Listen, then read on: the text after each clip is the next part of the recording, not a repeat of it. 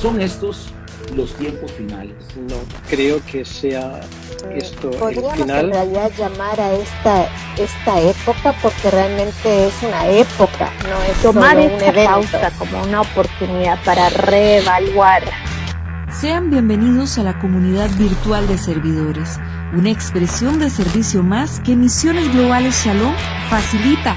Acompañamiento, oración, fortalecimiento de las capacidades ministeriales, inspiración y la canalización de conexiones a pastores, iglesias y otros servidores que están inmersos en la misión de Dios en sus contextos. Puedes escribir al sitio web www.shalomcr.com.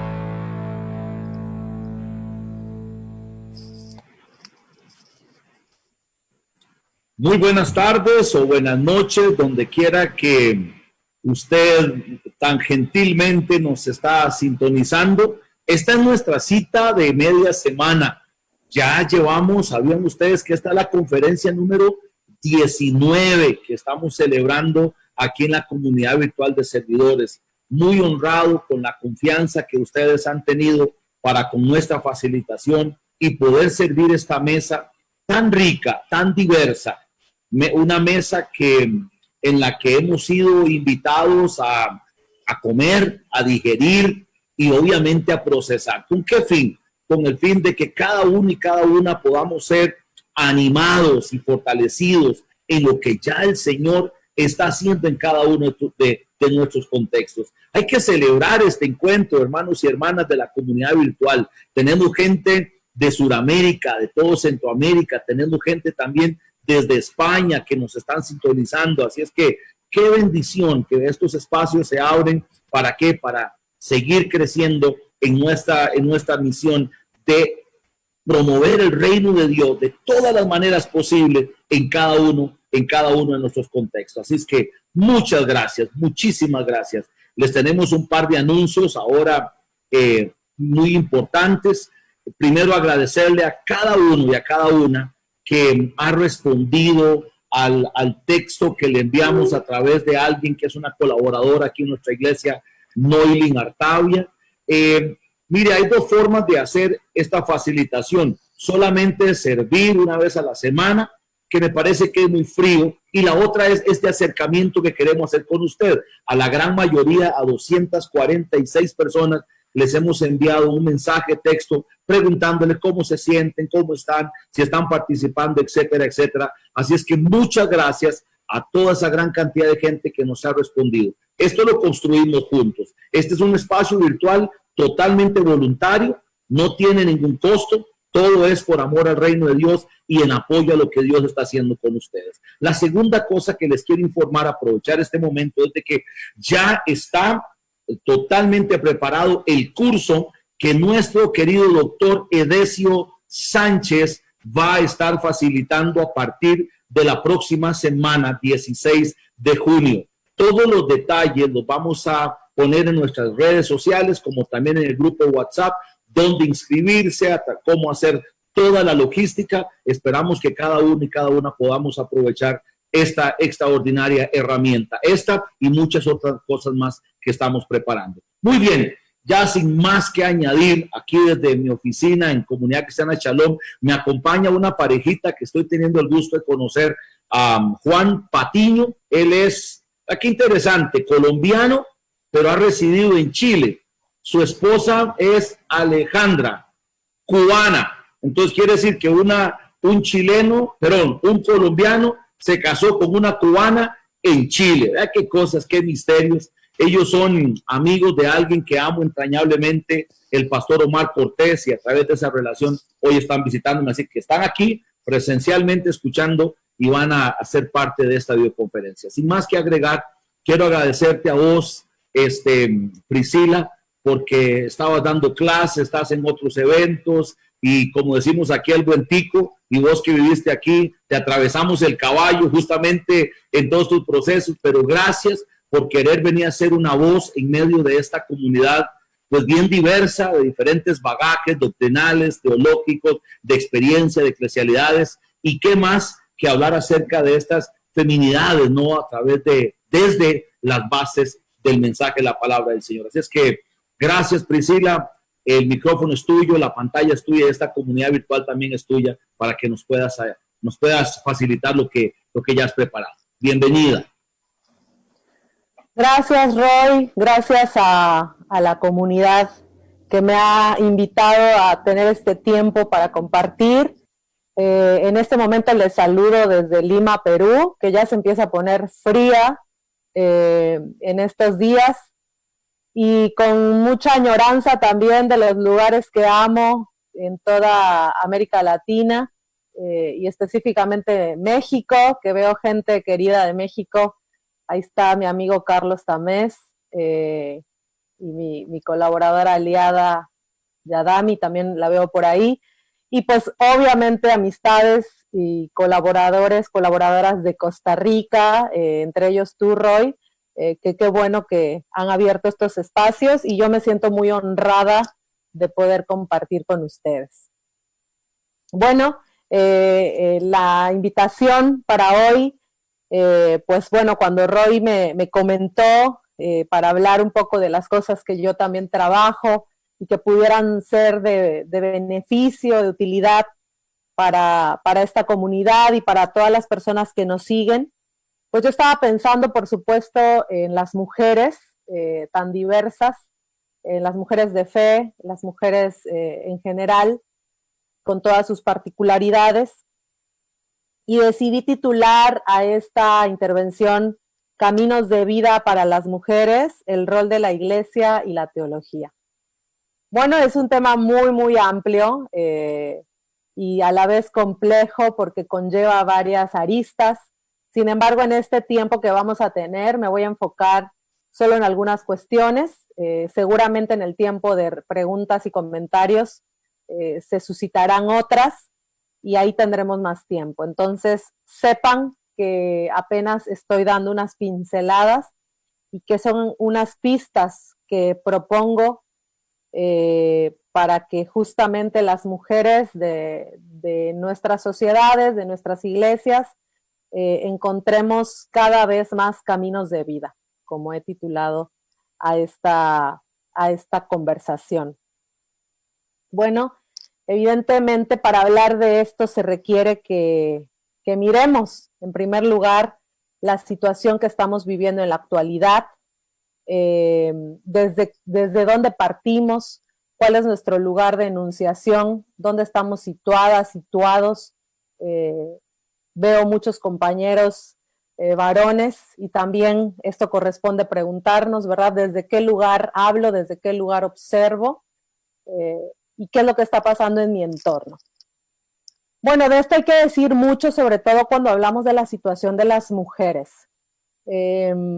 No puedo ser exhaustiva ni dar todos los datos que existen al respecto, pero voy a comentar solo algunos, específicamente los que tienen que ver con situaciones de exclusión y violencia hacia las mujeres, porque creo que este es el arranque, el punto de partida desde que nos va a ayudar a hacer una aproximación más certera de lo que creemos que Dios nos propone en su mensaje bíblico, en el mensaje que encontramos en las Escrituras.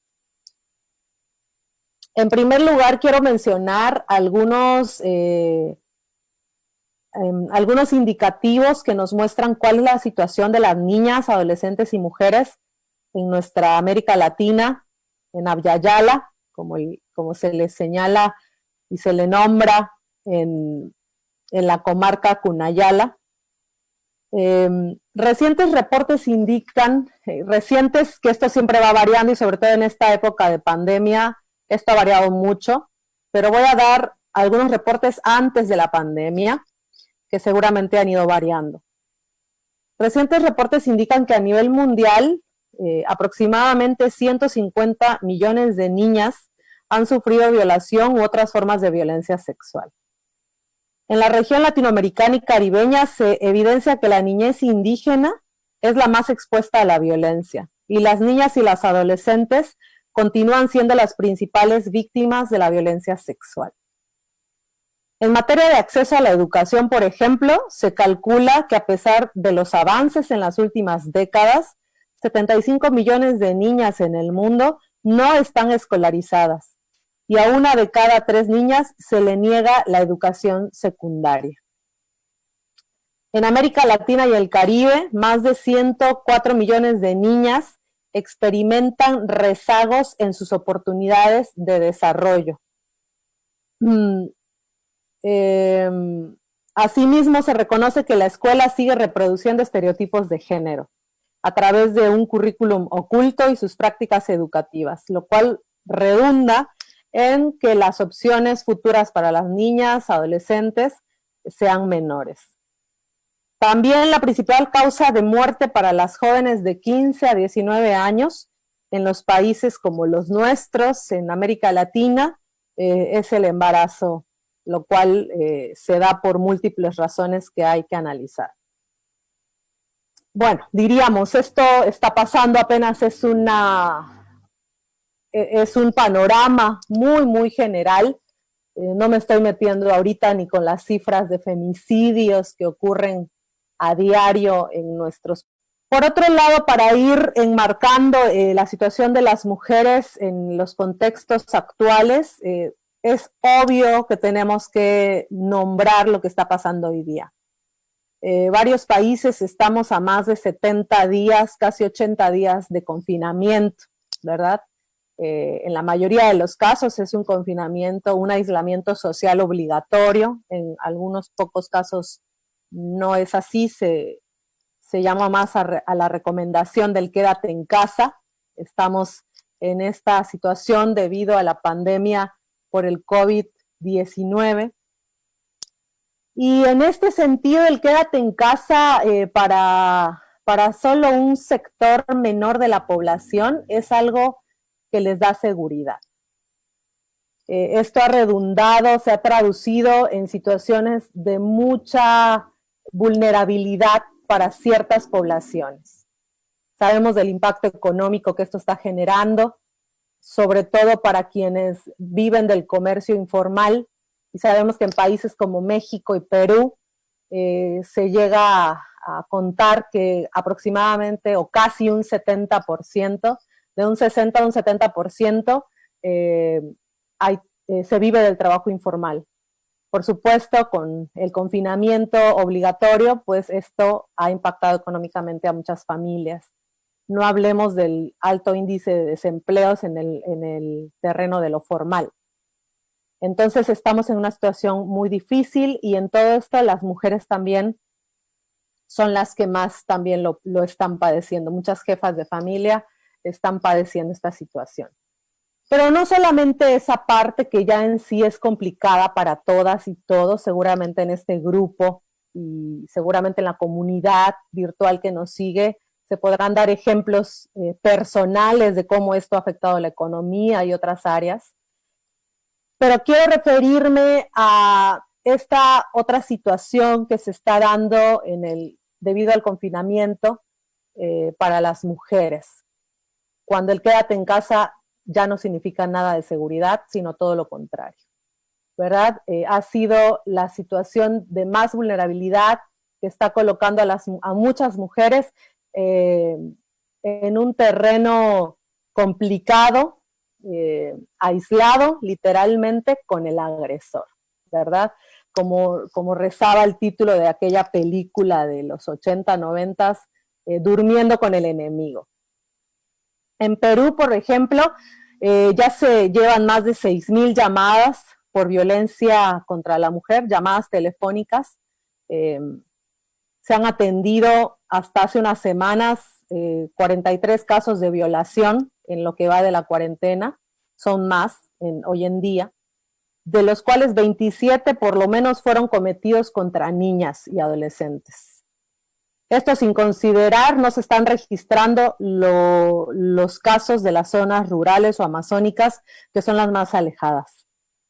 Y no se tiene acceso a los mecanismos de ayuda que provee el gobierno, que básicamente es a través de una llamada telefónica. Y sabemos que muchas justamente de las mujeres que están aisladas con sus agresores no tienen acceso a un teléfono o alguno de estos sistemas, o están constantemente monitoreadas por sus agresores. En México, por ejemplo, las llamadas por violencia de género durante esta emergencia crecieron en un 80%, según cifras del gobierno federal. Y por lo menos se han perpetrado 163 femicidios. En Bolivia, los crímenes contra las mujeres durante este confinamiento rebasaron el número de delitos como robos y asaltos. En Chile, las llamadas a líneas de atención a víctimas aumentaron en un 500%. En Argentina, los femicidios ascienden seguramente ya en este momento a más de 21 y las llamadas por violencia aumentaron en un 39%. Y un 225% se aumentó en el caso de Colombia. Y podría yo dar otros datos que seguramente hoy, 3 de junio, ya son más elevados. Lo cual nos indica que en la situación concreta que estamos viviendo hoy, todas y todos, las mujeres, las niñas, las adolescentes, las mujeres de la tercera edad o adultas mayores son las que más están viviendo situaciones de violencia, aunado al impacto económico que también esto ha generado. Y de todas estas, pues las migrantes, ¿verdad? Yo vivo ahora en Perú y la migración venezolana, como saben, es potente. Y son las mujeres migrantes, sobre todo las venezolanas, las que más están padeciendo esta situación. También tenemos que hablar de otras poblaciones que han sido fuertemente impactadas por todo lo que está sucediendo hoy en día. Bueno, esto solamente para dar unos ejemplos, para mostrarnos esta realidad tan terrible, tan alarmante que estamos viviendo. Y la pregunta aquí sigue siendo, ¿cuál es el rol de las iglesias? ¿Cuál es el rol de la teología ante esta situación? ¿Cómo vamos a proponer caminos de vida en esta situación que pues es una pandemia histórica, que es el machismo, el sistema patriarcal que por siglos pues ha imperado y al que muchas hemos resistido y enfrentado durante mucho tiempo? Pero ¿cómo proponemos caminos de vida en estas situaciones concretas de muerte? Bueno, también tenemos que hablar de cuál es la situación de las mujeres dentro del marco de las iglesias. No voy a tampoco ser exhaustiva en esto, porque me parece que nos da para la conversación posterior, pero definitivamente sabemos que estos datos que ahora he comentado, en estos datos también están incluidas y seguramente muchos registros que no, muchos casos no registrados que no se ven en estos datos, están incluidas las mujeres que están en iglesias evangélicas, por ejemplo. Esto no es algo que podamos ignorar. Diríamos, bueno, en la iglesia esto no pasa, como somos hijas e hijos de Dios, tenemos otra cultura, otra forma de vivir. Bueno, esa es la idea. Pero lamentablemente sí pasa, y pasa muchísimo. Y yo diría, pasa mucho más. O por lo menos hay una complicidad a partir del texto bíblico distorsionado, malinterpretado, que sirve como pretexto para legitimar estas violencias. Y otras de las que voy a hablar más adelante. Otras que parecen muy sutiles, pero que son violencia también. Hay un informe, una serie de informes que sacó la Asociación Paz y Esperanza. Seguramente muchas de ustedes la ubican, cuya sede o inicio está en Perú justamente, pero también tiene sus asociaciones en otros países como Bolivia o Ecuador, donde se sacó el informe llamado Dentro de las Cuatro Paredes. Está disponible en su página web y gratuitamente, donde se muestra una investigación en relación a la violencia intrafamiliar o doméstica, como le hemos llamado, en hogares evangélicos. Fue una investigación muy complicada de hacer, pero muy reveladora a la vez. Entonces vale la pena revisar este tipo de información que nos revela, y obviamente nos revela de una manera limitada, porque sabemos que reducir todas las estadísticas pues tampoco nos da todo el panorama. Siempre tenemos que pensar que de esos números, esos datos que tenemos, siempre es mayor, ¿verdad?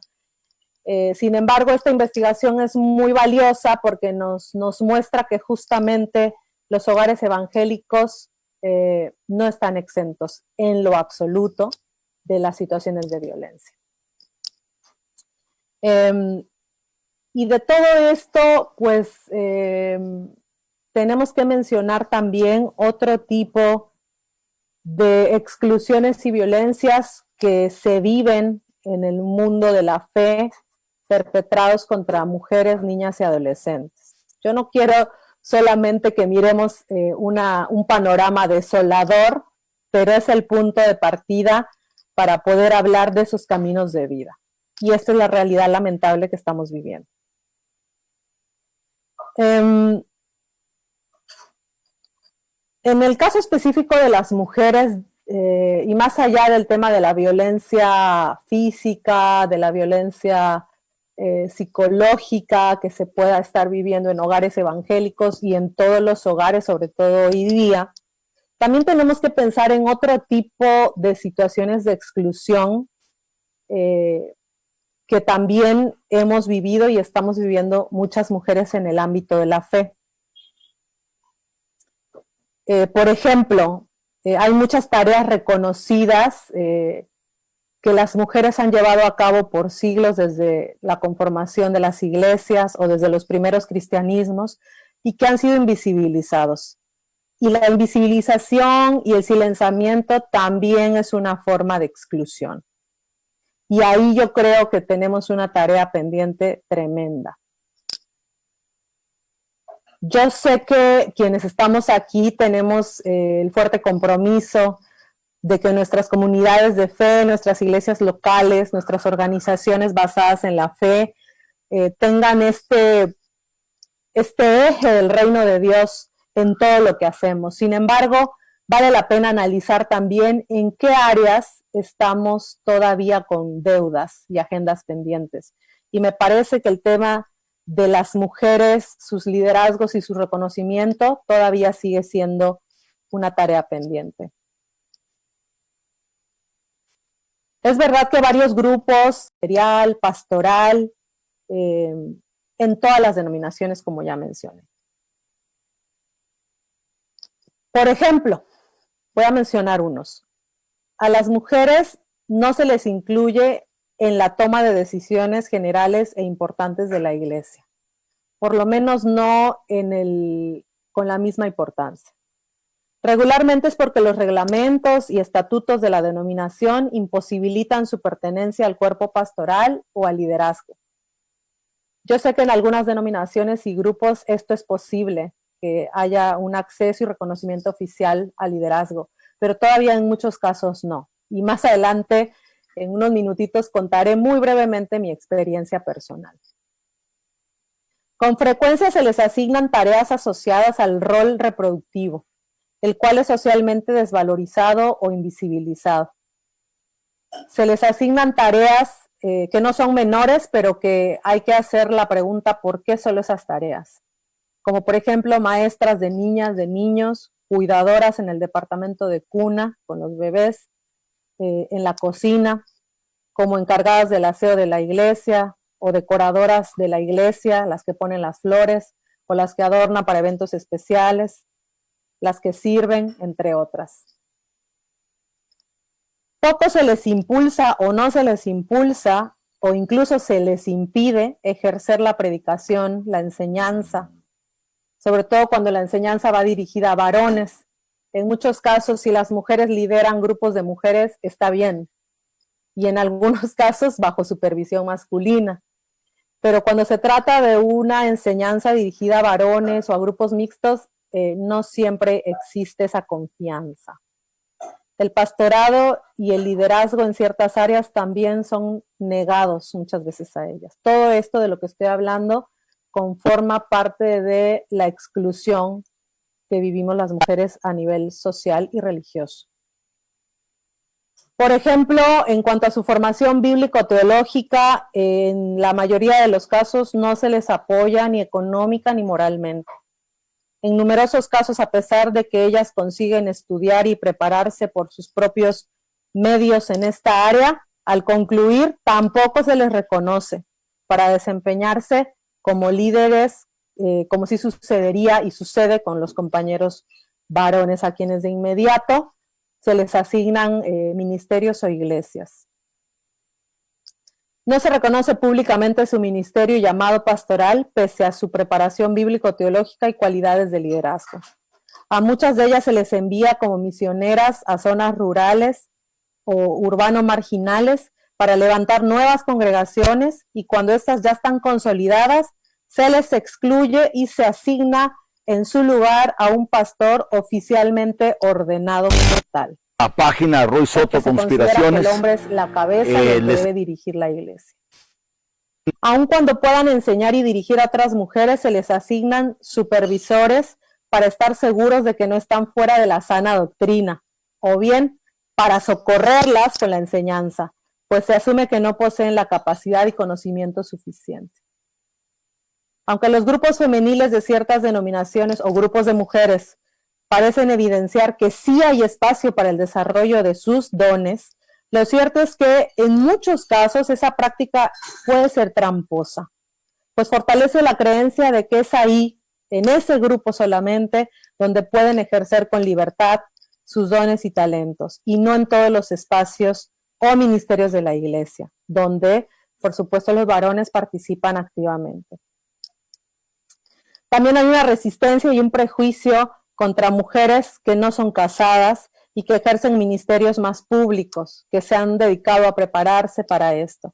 Pues se conserva la idea de que una mujer casada al menos tiene el respaldo de su esposo, a quien se le considera cabeza y sacerdote del hogar. Bueno, estoy mencionando solo algunas. Yo sé que ustedes, sobre todo las compañeras, podrían mencionar otras.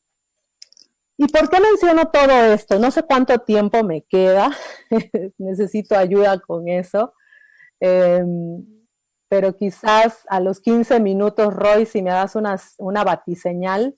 Sí. No, puedes seguir, está interesante, y así es que yo te aviso. No ok, gracias.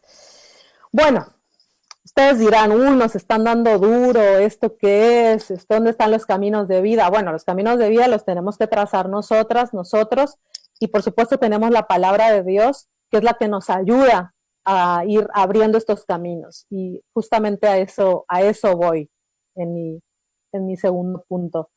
Pero he querido iniciar con esto porque necesitamos reconocerlo, necesitamos admitir que esto sí está pasando, con todo y que ha habido grandes avances a nivel social, a nivel político, a nivel religioso, porque sí los ha habido y podemos nombrarlos. Y seguramente hemos sido parte de eso. Sin embargo, todavía hay algunas cuestiones que estoy segura que debemos revisar. No obstante, ustedes comentarán también cómo está la situación de sus comunidades hoy en día, con qué se están enfrentando y en qué cosas han logrado avanzar, ¿verdad? Bueno, tengo muchas más cosas que decir al respecto, pero me quiero detener aquí porque más allá de dar sentencias o datos, me gustaría también abrir esta conversación contando mi propia experiencia en un par de minutitos, porque también todo esto que he estado señalando, como dije al principio, tiene que venir de nuestro lugar de enunciación. Porque al final del día esto a mí me ha interesado hace muchos años, porque desde niña crecí en un hogar evangélico, en una denominación reformada en el sur de México, y pues me encontré con estas exclusiones, ¿verdad? Desde niña tuve un fuerte llamado al ministerio, como le llamamos. Sin embargo, pues no encontraba ninguna forma de poder ejercerlo como yo lo imaginaba. En la denominación en la que yo crecí, hasta hoy es imposible ser ordenada pastora, presbítera, anciana, diácona, es imposible. Entonces, en esa época, pues todavía, pues más marcado, ¿no? Entonces, nunca me lo planteé, aunque lo soñaba, aunque lo anhelaba, nunca me lo planteé. Y lo comento por la siguiente razón. ¿Cuánto de lo que las niñas y adolescentes están escuchando y aprendiendo en las iglesias les impulsa y les motiva a visualizarse como mujeres protagonistas, como mujeres que ejercen sus dones y su liderazgo sin ninguna imposibilidad, sino que en verdad hay un impulso y un reconocimiento por parte de toda la feligresía? Yo no crecí con eso y sé que mi experiencia es múltiple, es decir, muchas de las mujeres que han crecido en contextos de fe con las que yo he conversado, desde niñas se encontraron con estas dificultades. Entonces, lo que comento no es un caso aislado. Entonces, pues yo no pude hacer eso, y conforme pasó el tiempo, mi llamado seguía creciendo fuertemente. Decidí hacer una carrera universitaria y después hacer una carrera teológica para mezclar ambas y poder servir mejor desde mi punto de vista. Sin embargo, me encontré con la dificultad de dónde estudiar teología, dónde estudiar Biblia. En mi ciudad, en Mérida, Yucatán, había y todavía hay un seminario, quizás hay alguien de ahí que nos siga en este momento, un seminario de la denominación presbiteriana, de la cual yo vine, ese es mi trasfondo, pero pues yo me daba cuenta de muchas situaciones que se daban en ese contexto de la denominación. Tuve compañeras más grandes que yo, pocas, que lograban pagarse sus estudios teológicos y que al final del día pasaba lo que he nombrado. Las mandaban a las zonas rurales, trabajaban fuertemente y después eran hechas a un lado. Y nunca se les reconoció como pastoras o algo similar. Entonces yo me encontré con esa dificultad, decidí que no quería estudiar ahí, que yo quería estudiar en un lugar diferente, que quería abrirme un camino diferente, y empecé a buscar opciones, y ahí mi gran amigo, y digo mi segundo padre, Edesio Sánchez, de quien han hablado ya, me dio las pistas desde la adolescencia para ir buscando caminos de vida, justamente, y en la época donde yo buscaba una opción de estudios teológicos, él también me abrió la posibilidad de salir incluso de mi país, ¿no? De pensarme distinto. Y esas cosas contribuyeron mucho para que yo lo lograra. Sin embargo, como comenté, y mi experiencia se replica en muchas ocasiones, en mi denominación se apoyaba económicamente a los hombres para que estudiaran en el seminario, se les pagaba todo, y después de que terminaban se les asignaba una iglesia. Yo jamás tuve eso, y como yo, muchísimas más. Entonces, al final del día, yo me busqué cómo pagarme mis estudios teológicos en Costa Rica. Hice de todo, ¿verdad?, para poder costearme mi estadía, además de la beca de estudios que logré tener ahí. Pero fue complicado, y era mucho corazón y mucho deseo de estudiar teología, cosa que muchos compañeros en ciertas denominaciones no viven, ¿verdad? Son totalmente patrocinados. Entonces, todas estas cosas me ayudaron a ver que esas tremendas desigualdades no eran la vida plena que yo creía que Jesús había anunciado. Y de ahí deviene un camino largo y muy complicado por un lado y muy esperanzador por otro, donde las mujeres de fe unidas hemos logrado acuerparnos para resistir, juntamente también, por supuesto, con compañeros, con aliados que también han entendido que este mensaje, el sacerdocio, es de todos y todas las creyentes, ¿verdad? Bueno, yo quería comentar brevemente esto para enmarcar que también yo no estoy hablando solamente de lo que observo, sino de lo que he vivido. Y seguramente ustedes tienen otras experiencias. Quería hablar un poquito también de algunos avances y contradicciones que se dan. No lo voy a hacer porque quiero entrar ya al tema, a la parte de bíblico-teológica, de cómo podemos hacer entonces para a abrir estos caminos de vida en estos contextos de exclusión, silenciamiento, invisibilización, no reconocimiento, violencia. ¿Cómo podemos hacer? Y el llamado, por supuesto, a lo largo de toda esta charla es que nos vayamos analizando, ¿verdad? Que nos vayamos mirando, que lejos de sentirnos señalados, adrede o per se, que encontremos en qué parte podemos, qué oportunidades tenemos de hacer las cosas diferentes. Bueno, hoy escuchaba a una teóloga española, Pepa Torres, que decía algo bien clave y que me cimbró mucho en relación al papel de las mujeres en las iglesias. Y ella decía, hablaba del poder del no.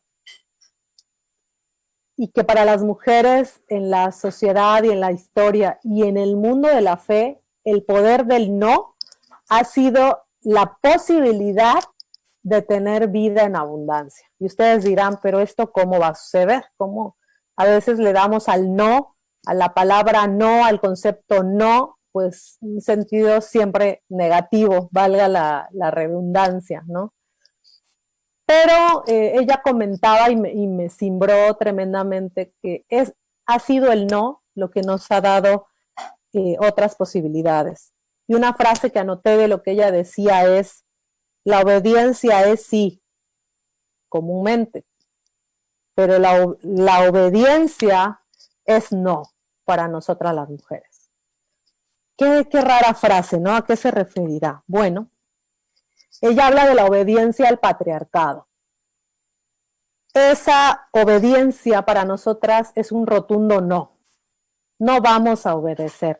Y en este caso nos hemos rebelado. Y las mujeres que leemos en los textos bíblicos de nuestras Biblias, sea la católica, la protestante, son mujeres que han dicho no en muchos casos. Y este no tiene que ver con, pues sí, con una palabra que quizás algunas, creo que sobre todo a algunos les pueda causar incomodidad o ruido, que es la rebeldía, ¿verdad? Esta rebeldía de la que las mujeres nos hemos apropiado, sobre todo cuando se nos dice hasta dónde debemos llegar, qué nos debemos poner, qué debemos decir, qué debemos callar, cómo debemos de ser, qué lugar debemos ocupar, etcétera, etcétera, etcétera. Y es cuando nosotras decimos no, me niego. Qué fuerte. Fuerte porque sobre todo en el mundo de la fe se nos dice que hay que decir que sí, ¿verdad? Que hay que seguir a Cristo, sus pisadas, que hay que obedecer. Y en este sentido necesitamos analizar algunos conceptos que se dan por sentado en nuestros discursos religiosos, en nuestros discursos teológicos. Y que para las mujeres especialmente, no únicamente, pero como es el tema al que me estoy refiriendo ahora, que para las mujeres ha sido tremendamente opresor. Y no me voy a meter a analizar cada texto que se toma para hablar de ellos, pero, por ejemplo, conceptos como obediencia, justamente. Desde niño te enseñan a obedecer, ¿no? Hay que obedecer a los papás, hay que obedecer a Dios. Los cantos de niños y niñas en la iglesia tienen que ver con obedecer, debes obedecer. Los versículos de la Biblia que nos enseñan también tienen que ver con obediencia. Y uno diría, bueno, claro, es que de eso se trata, tiene que haber límites, tiene que haber reglas. Pero cuando nos damos cuenta, y esto está estudiado, que la obediencia, sobre todo, o el concepto de violencia, sobre todo de los niños, niñas, hacia los adultos, las personas mayores, los hace más vulnerables a situaciones de abuso. Hemos visto cómo en situaciones de abuso sexual en la esfera religiosa se han amparado en conceptos como este.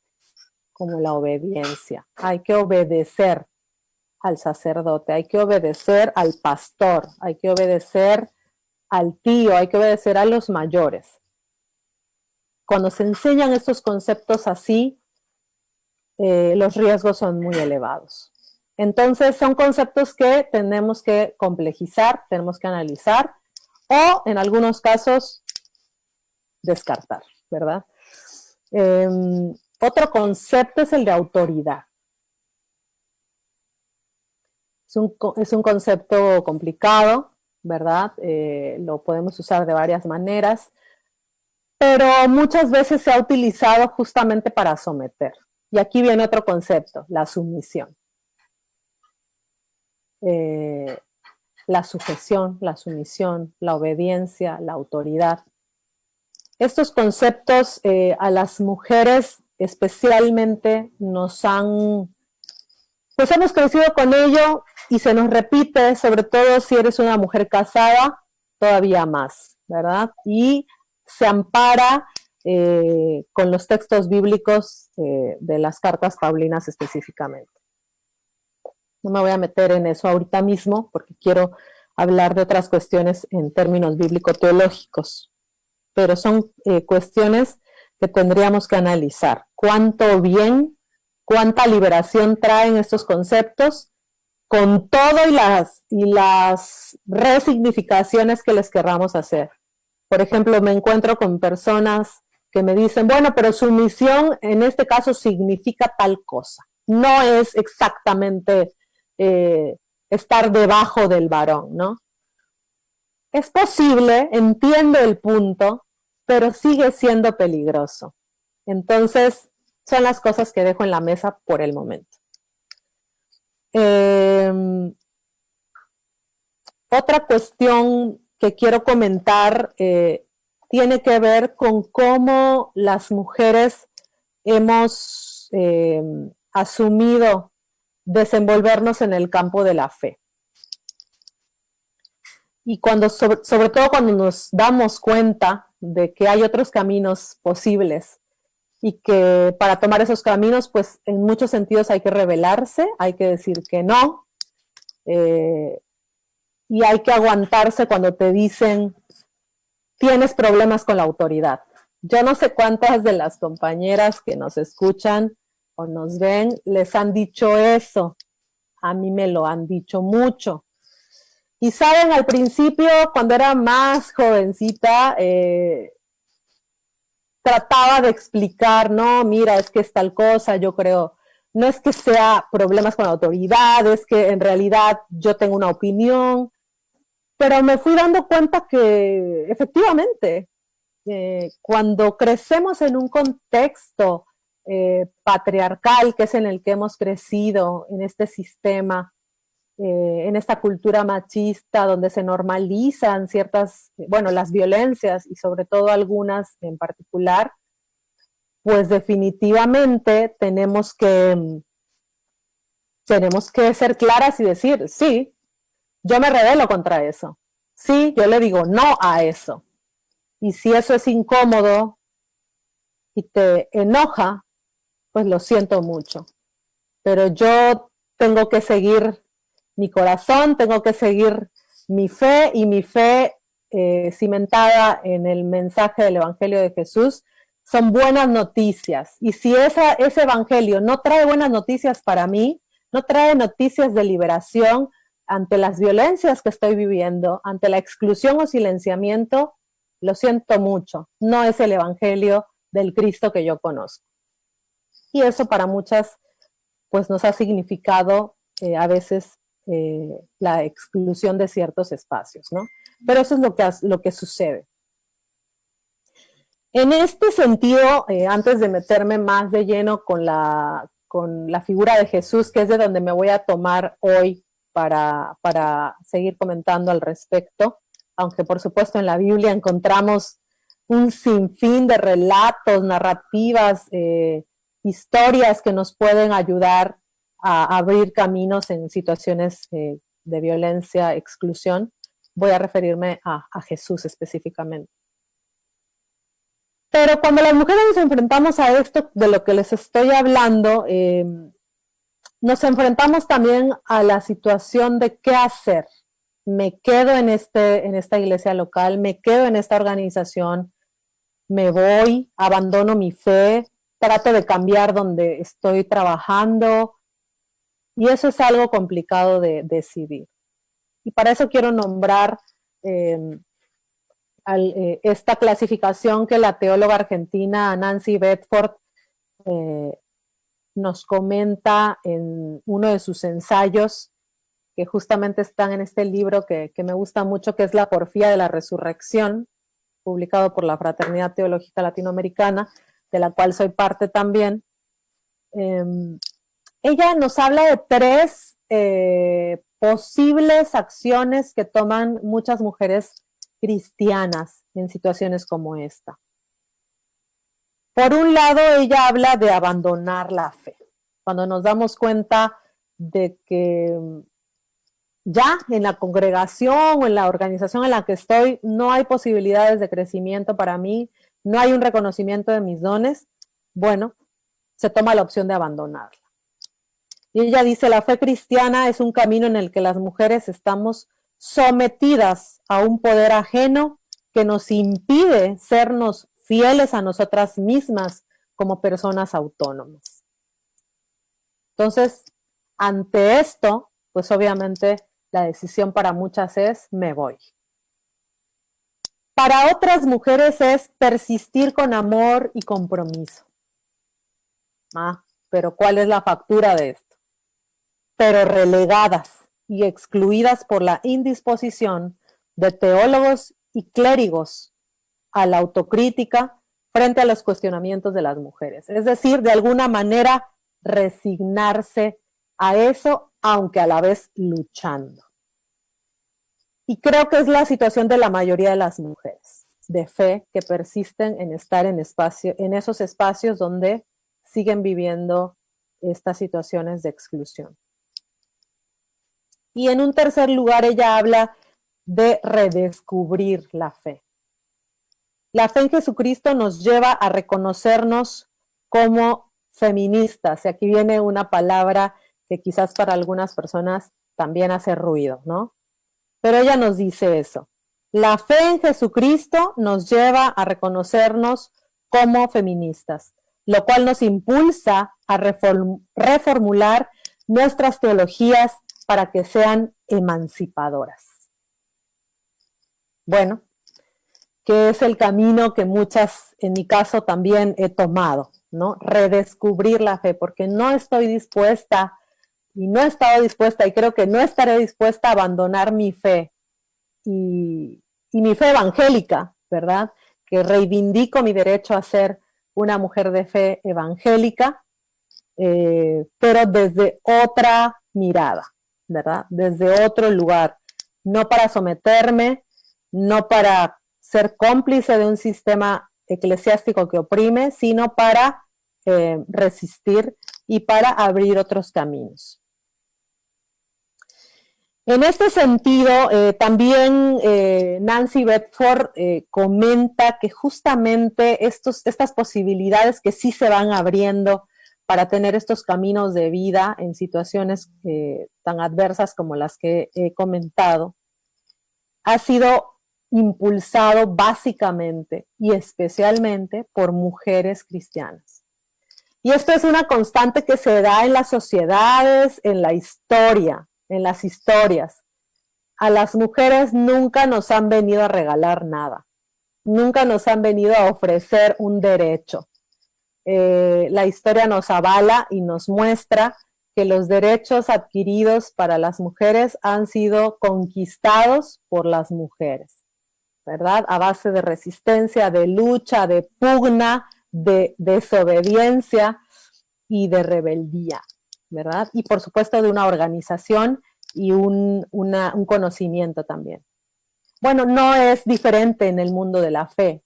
También en el mundo de la fe, en el mundo religioso, ha sido exactamente igual. Son las mujeres cristianas facultadas y potenciadas por su vocación de seguidoras de Jesús, dice Nancy Bedford, quienes buscan intersticios de igualdad, esas grietas, esos lugarcitos para meterse y hacer lo posible, proponiendo lecturas alternativas y haciendo alianzas con aquellos varones que intuían que ellos mismos no pueden ser plenamente libres en Cristo si no son igualmente libres las mujeres. Y aquí viene la clave liberadora, vamos a llamarle así, la clave de vida. ¿Verdad? Que aunque hemos sido las mujeres y han sido las mujeres pioneras, de las cuales puedo nombrar varias que ustedes seguro conocen, pero muchas otras anónimas, de nuestras abuelas, que también Nancy Bedford hace alusión a nuestras abuelas, para hacer memoria del trabajo que las ancestras han hecho en el pasado, en la sociedad y en la iglesia, para abrir esos caminos de igualdad. La clave también está en cómo los compañeros, como nuestros hermanos en la fe, también viven y buscan abrir esos caminos, ¿verdad? No que se suman solamente como personas solidarias que dicen, bueno, es la causa de las mujeres, los voy a ayudar, ¿no? Sino que es la causa de la iglesia, porque la iglesia está conformada por todas las personas. Y entonces cuando se asume desde un lugar de me corresponde como ciudadano, como cristiano, como hermano, como hijo de Dios, ser partícipe y ser activo en esta apertura de caminos de igualdad, entonces ya estamos en otro lado, ¿no? Y es de lo que Nancy nos hace recordar. Esto ha sido potenciado por las mujeres cristianas, pero también ellas han hecho alianzas con compañeros en la fe. Con esto quiero hablar muy brevemente también de cómo desde la Biblia también encontramos, y sobre todo encontramos, estas pistas para hacer caminos de vida, caminos de igualdad. Tenemos que pensar, por supuesto, en las mujeres de la Biblia, a quienes ya he mencionado. En este caso no podríamos hacer todo un recuento, pero siempre vale la pena, y es algo que la teología feminista hizo desde el inicio, que fue redescubrir a la mujer como sujeto oprimido de liberación, de producción teológica, y después, o en coexistencia con ello, empezar a retrabajar, ¿verdad?, a las mujeres de los textos bíblicos, redescubrirlas, reconocerlas. Desde Eva, ¿verdad? Desde Eva, cuya figura es sumamente controversial todavía, y que hay imaginarios culturales, ya esto excede lo religioso, ¿verdad? Culturales asociados con la figura de Eva. Desde Eva hasta otras mujeres muy famosas en el Antiguo Testamento que conocemos, como Ruth, como Esther, Débora, pero también en el Nuevo Testamento, mujeres como María, la Madre de Jesús, que también, cuya imagen ha tenido una construcción, diría yo, distorsionada en la mayoría de los casos, pero también otras mujeres, discípulas, apóstolas, ¿verdad?, en el movimiento de Jesús el Cristo, como María Magdalena específicamente, de quien tenemos mucho que hablar. Y ya en el tiempo de las primeras comunidades de fe, donde se empieza a surgir, o empiezan a surgir estos grupos cristianos, que se van a llamar cristianos, mujeres como Lidia, mujeres como Febe, Priscila, son también algunas de las figuras que tenemos que recordar. En fin, lo que quiero decir es que hay mucho material en nuestra Biblia para poder hablar de que esos caminos de vida los podemos encontrar cuando redescubrimos y retrabajamos a las mujeres de los textos bíblicos. Mujeres que, por supuesto, de acuerdo a esos relatos y a la cultura de la época, vivían pues una opresión todavía más marcada que la que vivimos ahora. Sin embargo, todavía podemos hacer conexiones en esos horizontes que son similares aún. De esto quiero comentar, por supuesto, también el papel de Jesús. Tenemos la tendencia en muchas de nuestras iglesias, y sobre todo cuando hablo de textos que se usan para oprimir o legitimar ciertas prácticas de opresión o exclusión hacia las mujeres, tenemos la tendencia a utilizar los textos paulinos, los cuales en sí no son tan fáciles no son uniformes, pues, corresponden a ciertos tiempos, a ciertos propósitos, y también, bueno, no me voy a meter ahorita en temas de autoría, pero digamos que ese pensamiento paulino, pensamientos paulinos están ahí en estas cartas, en estas epístolas, y que nuestra manera a veces de acercarnos a esos textos no le hace justicia. Y especialmente no le hace justicia a esos textos o a los propósitos de la época, pero tampoco a las mujeres especialmente. Y se han utilizado varios de ellos para legitimar ciertas prácticas excluyentes. La pregunta sería, o la propuesta quizás sería, propuesta, ¿cuánto de los relatos del Evangelio hoy día leemos o recobramos en nuestros espacios de fe? Y mirarlos en su género literario, ¿verdad? Como relatos, no buscando esos dichos de Jesús para hacer doctrinas aisladas, sino mirar justamente el recorrido de Jesús y sus discípulas y discípulos con él, y la gente con la que se encontraba. Yo creo que cuando trabajamos de esa manera nos vamos a dar cuenta que justamente Jesús es bastante revolucionario y subversivo en relación a su papel con las mujeres y otras poblaciones excluidas de su época, como los niños, como las niñas, las personas extranjeras, las personas enfermas, ¿no? Entonces la lógica de Jesús va a ser otra, completamente otra, y encontramos muchos relatos en los evangelios que nos lo muestran. Y por supuesto muchas teólogas, biblistas en muchas partes del mundo, y por supuesto en América Latina y el Caribe, han trabajado a conciencia muchos textos. Sucede que, o por lo menos con lo que yo me encuentro constantemente, sobre todo en el mundo de las iglesias, es que no los conocen. Hay un desconocimiento de esta producción teológica que nos da otra mirada. Por ejemplo, cuando hablaba yo de la construcción de imaginarios a partir de ciertas figuras de mujeres en la Biblia, mencionaba a Eva y la contrapongo o la coloco paralelamente a María, la madre de Jesús, que a lo largo de la historia han servido como figuras que modelan lo que no se debe de ser y lo que se debe de ser, ¿no? Cuando pensamos en Eva, la del Génesis, ¿qué figuras o con qué lo asociamos? ¿Con qué términos, con qué palabras, con qué eventos? Y estoy segura que más allá de las relecturas que hayamos hecho al respecto, incluso no nos dejará mentir la historia del arte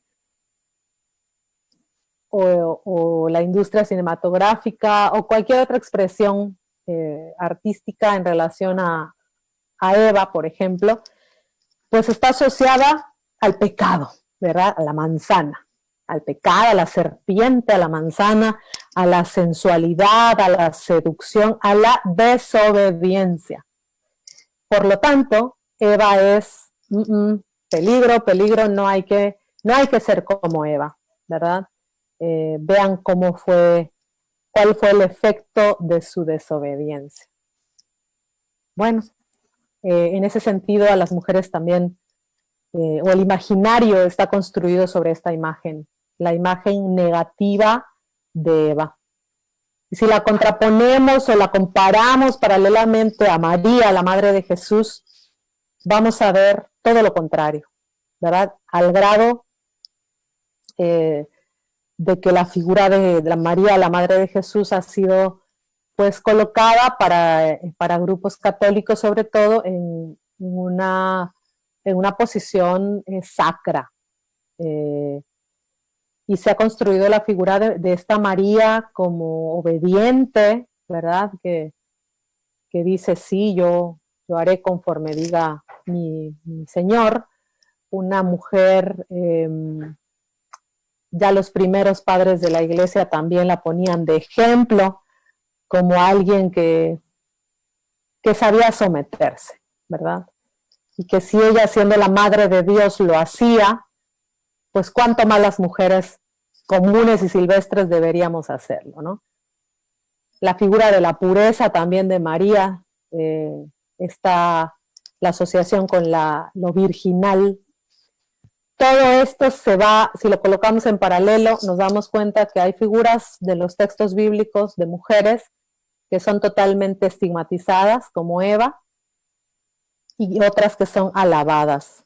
Y cuando lo traducimos a nuestra actualidad, nos damos cuenta que lo que más se condena de nosotras es que seamos autónomas, que vivamos la libertad, el derecho que tenemos al disfrute, que seamos rebeldes, que querramos saber más, porque finalmente Eva lo que quiere es acceder a un conocimiento, ¿verdad? Y cuando nosotras queremos acceder a un conocimiento, se nos ve muy sospechosamente, se nos cuestiona o se nos impide la entrada, ¿no? Pero está asociado con eso, ¿verdad? También el tema de la sensualidad, la sexualidad, la desobediencia. Entonces, todo eso que se señala de una figura como Eva, se señala actualmente de las mujeres. Y todo aquello que se alaba de una figura, voy a decirlo así, construida de María, porque creo que cuando releemos a María, la madre de Jesús, vamos a ver a otra María de la que comúnmente nos dicen, ¿no? Una María que en su juventud decide, una mujer campesina con fuerza, que sabe cómo es el trabajo rudo, que cuando vemos en el relato de Lucas que va a encontrarse con su prima Elizabeth por 3 meses, que sale de su casa, y luego lo que podemos saber de su caminar con Jesús, también más allá de ser su madre como discípula, o después de Jesús, es otra figura la de María, pero me estoy refiriendo a la creada, ¿no? Entonces, cuando una mujer, en las iglesias sobre todo se nos dice cómo debemos de vestir, cómo debemos de ser, cómo debemos de comportarnos, siempre tiene que ver con ser prudentes, con ser obedientes, con ser puras, con no cuestionar. Y me parece que eso también nos coloca en una situación complicada. Pri, nos quedan 5 minutos, ¿está bien? Bueno, perfecto. Por favor, gracias. Ya voy a pasar a la parte entonces, que ya iba yo a pasar. Entonces, ¿qué hacemos? Ustedes dirán, bueno, ¿y qué hacemos con todo esto? Ya vimos un panorama alarmante, a la vez nos lleva al análisis. Ya vimos algunas pistas muy por encima también de cómo acercarnos a los textos, lo que han significado también para las mujeres y para las comunidades en general, hombres y mujeres. ¿Y ahora qué hacemos con esto? Bueno, pues necesitamos emprender ciertas acciones concretas. En primer lugar, yo diría hacer el análisis, la introspección personal y también colectiva, comunitaria en la iglesia o en el grupo de fe en el que estemos. Y bueno, ya no pude andar tanto en la parte del mundo teológico, pero ahorita voy a mencionar algunas cuestiones que creo que son necesarias, pero no es exhaustivo, hay mucho más, y seguramente ustedes pueden contar más experiencias que las que yo voy a decir. ¿Qué podríamos hacer? Bueno, más allá de lo que ya dije, no solapar más, en ninguna de sus formas más sutiles, prácticas de exclusión contra las mujeres, sino más bien denunciar la discriminación, tomar partido y explicar nuestra postura a la luz del ejemplo de Jesucristo. Y esto yo quiero hacer hincapié porque hay una palabra que, excepto cuando se refiere a ciertos vocablos en la Biblia como neuma, que es espíritu, la palabra que yo detesto es neutralidad, neutro, ¿verdad? No me gusta porque siento que no nos lleva a tomar una posición. Y yo siento que en este caso específicamente, cuando hablamos de los caminos de vida para las mujeres y para poblaciones históricamente excluidas, tenemos que tomar una posición como Jesús tomó una posición, lo cual ya sabemos en qué derivó. ¿Qué otra cosa podemos hacer? Y con esto voy cerrando. Animar a nuestros grupos de trabajo a analizar la realidad y a estudiar la Biblia con una perspectiva pues de género, una perspectiva feminista. Aquí vienen dos conceptos también que quizás falte conversar más, pero bueno, tener una perspectiva liberadora, ¿verdad? Que sea un mensaje de apertura a varias personas, a varias poblaciones, entre ellas las mujeres, por supuesto. Proveer recursos, ofrecer capacitación e invitarles a actividades relacionadas con la temática. Hay muchas personas, hombres y mujeres de fe, que tienen un gran corazón, un gran compromiso con el prójimo, con la iglesia, con la teología, pero no han tenido acceso. No han tenido acceso a otras formas de acercarse a los textos, no han tenido acceso a otras buenas prácticas, a otras posibilidades teológicas. Y me parece que en ese sentido podríamos, como en este caso que se están haciendo estos conversatorios y cursos, dar estas opciones. Incorporar la perspectiva de género en el discurso y práctica teológica y pastoral. Hacer uso intencional del lenguaje incluyente como instrumento de transformación social que refuerza la equidad, que rompe estereotipos y refleja e interpreta la realidad con palabras y conceptos. Esto me parece muy importante, sigue a discusión para muchas personas, pero es bien importante. Para mí desde niña fue muy complicado entender que cuando el pastor decía, bueno, los niños que pasen a la escuela dominical, siempre dudé si yo debía pasar, porque pues yo era niña, ¿no? Un ejemplo pequeñito de todo de lo que importa el lenguaje, nombrar. Lo que no se nombra no existe. Propiciar la participación activa y seria de mujeres en todos los espacios, principalmente en los de toma de decisiones. Invitar a los hombres de nuestros equipos de trabajo a estudiar y profundizar en el tema. Temas como nuevas masculinidades, que nos ayuden a deconstruir la masculinidad dominante con la que hemos crecido desde pequeños, con la que han crecido desde pequeños. Difundir la reflexión bíblico-teológica liberadora a través de publicaciones, conversaciones, entrenamientos ministeriales, arte, multimedia, etc. Y especialmente, con esto cierro, hacer hincapié, contribuir a la formación de nuevas masculinidades desde la niñez y también con perspectiva de igualdad en niños y niñas, mostrando un modelo de relación entre iguales, no fortaleciendo estereotipos en las niñas y los niños, sino recrear, reinventar los juegos, comportamientos, pensamientos que sean inclusivos, que sean integradores. De la misma manera, tenemos que procurar una educación cristiana que ayude a las niñas y a los niños a concebirse como sujetos y protagonistas en el reino de Dios, en la iglesia y la sociedad. Y bueno, otra que diría yo, sobre todo en el mundo teológico, es leer más autoras, leer más teólogas. Si somos docentes, si tenemos cursos de capacitación, usar en nuestros recursos y bibliografías toda la producción que las mujeres han hecho desde hace varias décadas, desde hace muchísimo más. Me parece que eso es algo súper importante y hago mucho hincapié porque a veces nuestro discurso es muy de igualdad, es muy de vida, es bueno, decimos que promovemos a las compañeras, a las mujeres, pero cuando se trata de citarlas en un artículo, en una charla, en una bibliografía de un curso, no están presentes. Y me parece que esa es una tarea pendientísima que tenemos en el mundo teológico también. Con esto cierro. Quizás venga el tiempo de preguntas, comentarios, no lo sé.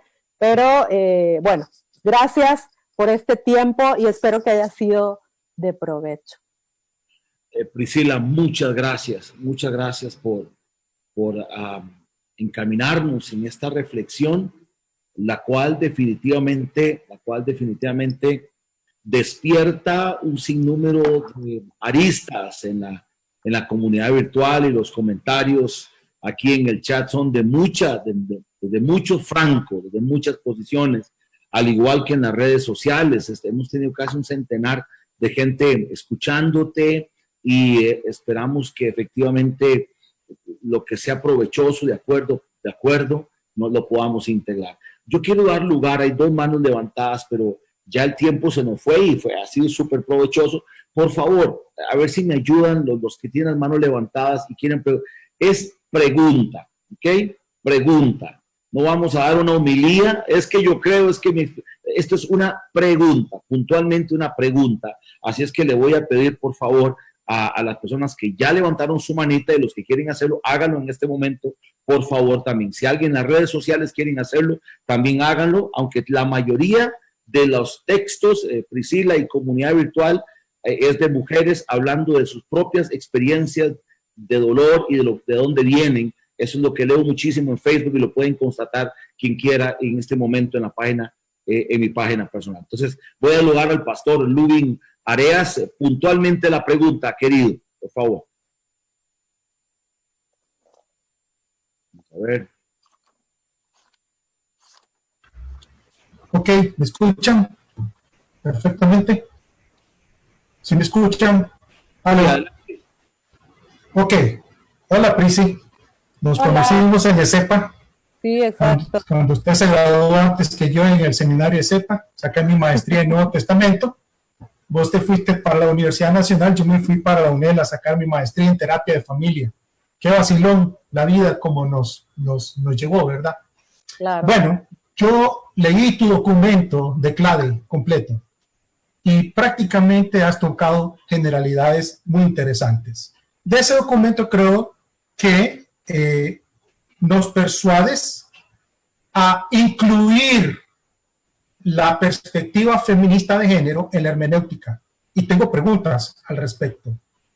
O sea, hay que deconstruir el machismo de Dios construido por los hombres en el Antiguo Testamento. Hay que deconstruirlo en una perspectiva feminista de género. Mi primera pregunta es, ¿crees en el Dios de la Biblia y crees que la Biblia sea inerrante? Pregunta. La segunda, de una vez, eran 3, pero solo 2 voy a hacer, para no abrumar. Hoy se habla de diferentes olas de feminismo, Priscila. La primera que buscó los votos, y excelente ubicarse en todo esto. Yo no soy feminista, pero tengo 4 mujeres, mi suegra, mi madre, mi esposa y mi hija. Y mi hija estudia trabajo social.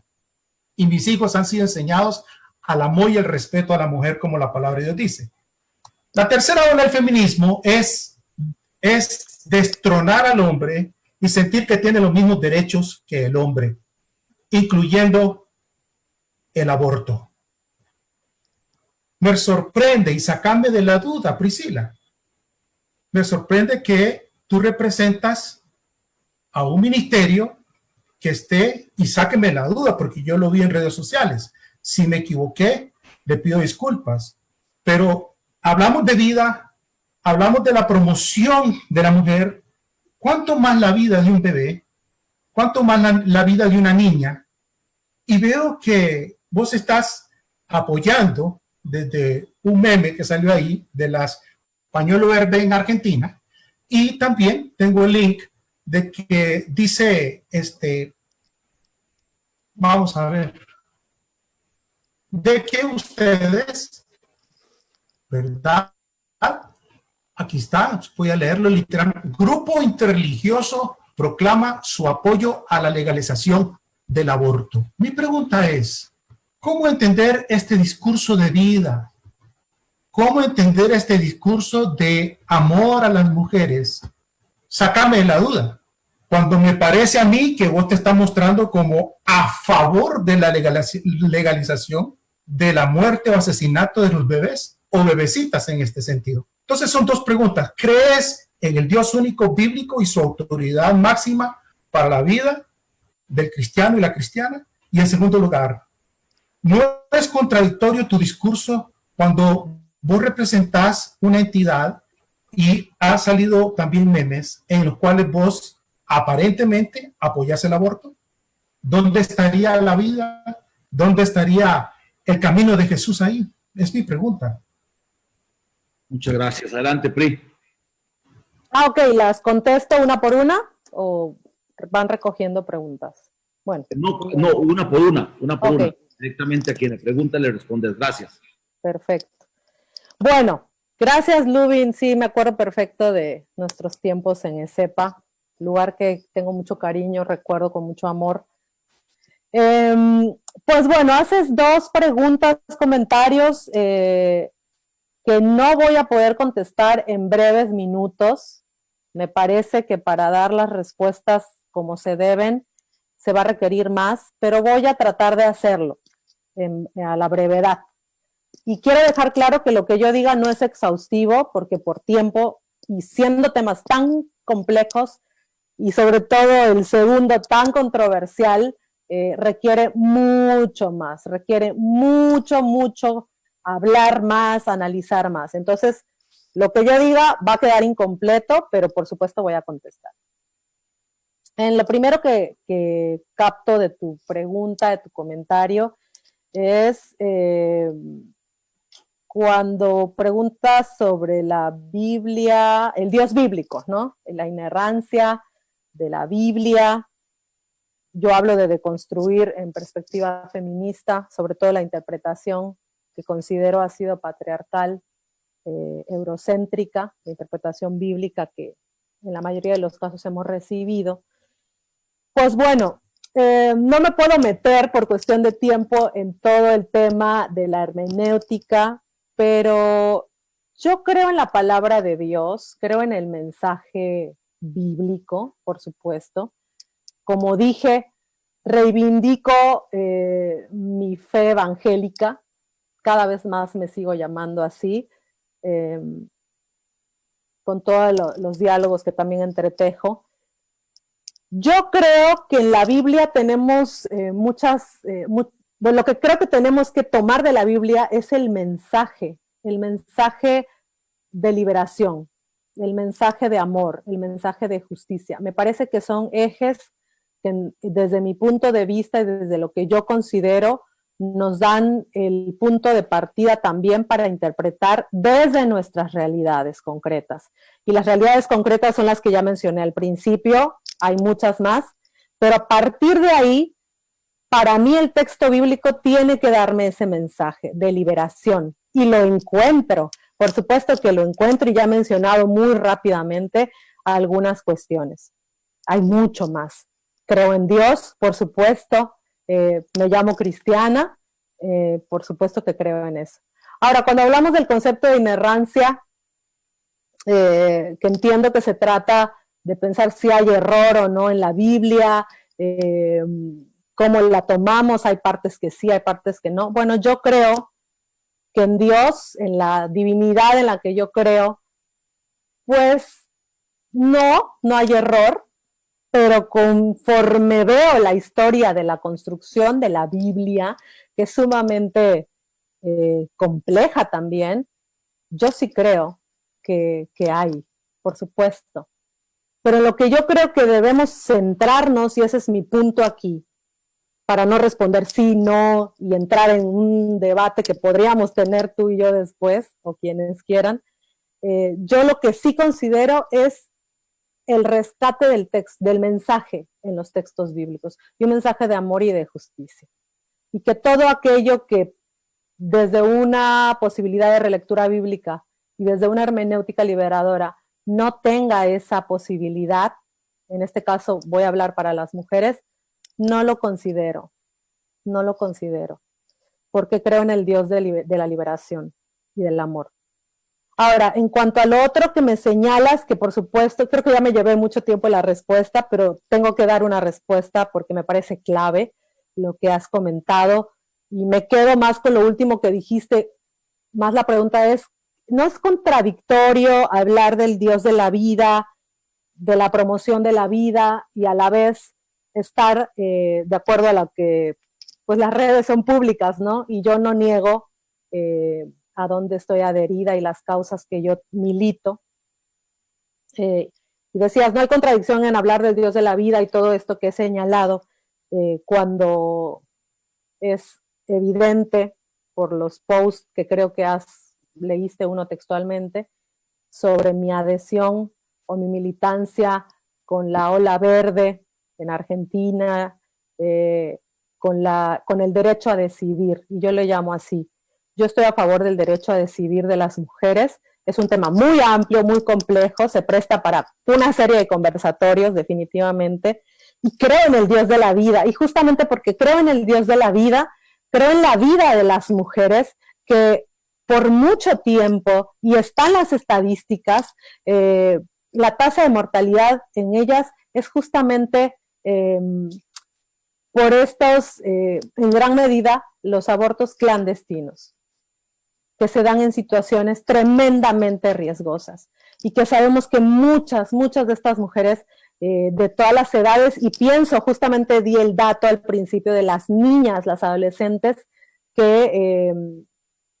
cuya más vulnerabilidad se ha dado a partir de los embarazos, es un tema muy amplio y tenemos que mirarlo estructuralmente. Yo creo en la vida y apuesto en la vida que Dios promueve y que veo en el mensaje bíblico para las mujeres, en este caso para las niñas, las adolescentes, las mujeres de todas las edades.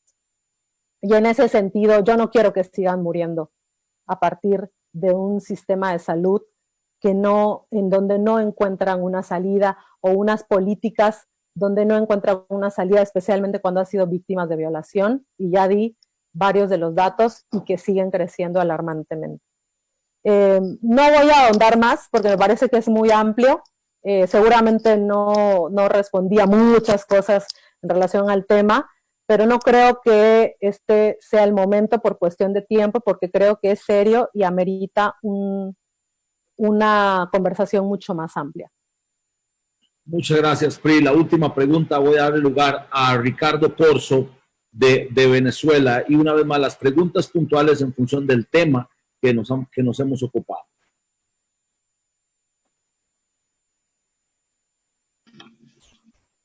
Yo voy a pasar por alto mi pregunta, Pastor Roy.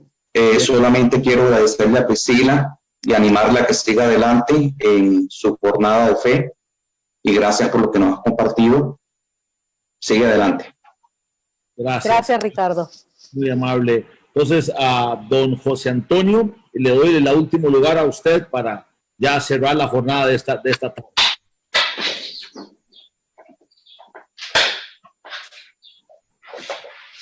Pastor José Antonio. Sí, buenas tardes, ¿me escuchan? Sí, señor, adelante. Gracias. Bueno, antes que nada, le quiero decir a nuestra hermana Priscila que le agradezco profundamente su trabajo. Ha sido muy interesante y aleccionador para mí.